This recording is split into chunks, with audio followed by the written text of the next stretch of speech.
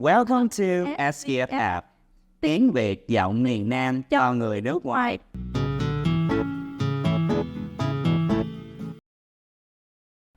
Chào mọi người, mình tên là Hưng, còn đây là Tâm. Chào mọi người, mình tên là Tâm. Today we will learn about how to use the word đi in Vietnamese. But first, let's watch a conversation. Chào anh đi đâu vậy? Anh đi ăn sáng, còn em? Em đi tập thể dục. Hôm nay mấy giờ anh đi tới công ty? 8:30, còn sớm, mình đi uống cà phê đi. Dạ, em sắp đi làm rồi. Bữa khác mình đi nha.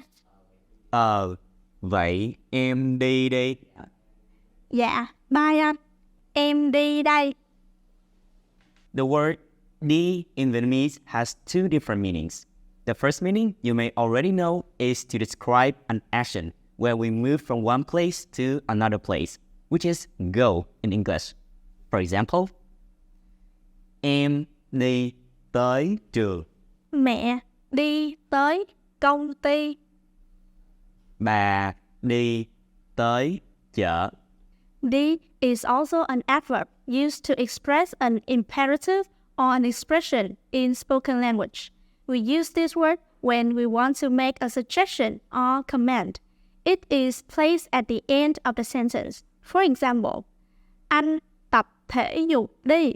Chị gọi điện thoại cho mẹ đi. Em ăn cơm đi. In Vietnamese, đi can also combine with other verbs to create compound verbs that convey specific actions related to going or moving. Here are some examples. Đi chơi. Đi ăn. Đi tập thể dục.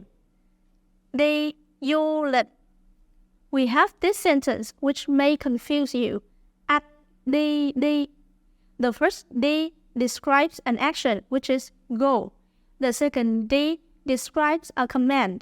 So, the whole sentence means you just go. More examples. Tụi mình đi chơi đi. Anh đi chợ. Nấu cơm đi. Mình đi du lịch đi. Practice time.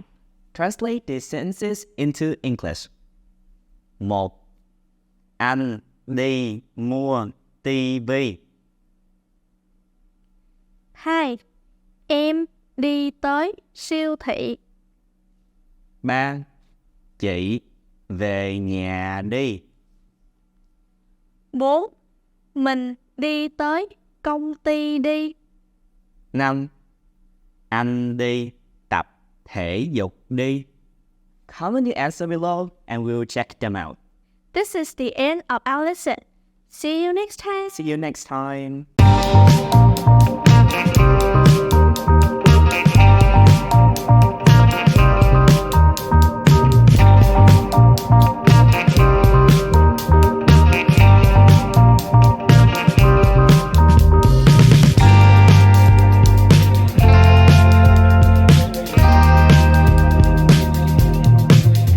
Thousands of Vietnamese learners have successfully achieved the goal learning Vietnamese with SVFF. You can do it too. Join us for a free 30 minutes trial here.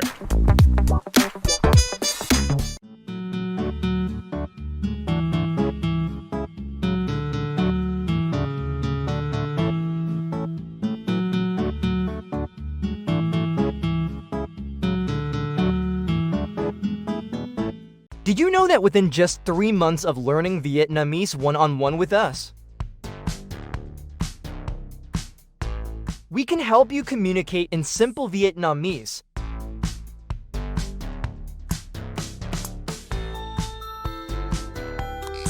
Ready to get started? Register for a free 30-minute trial here and take the first step towards mastering Vietnamese.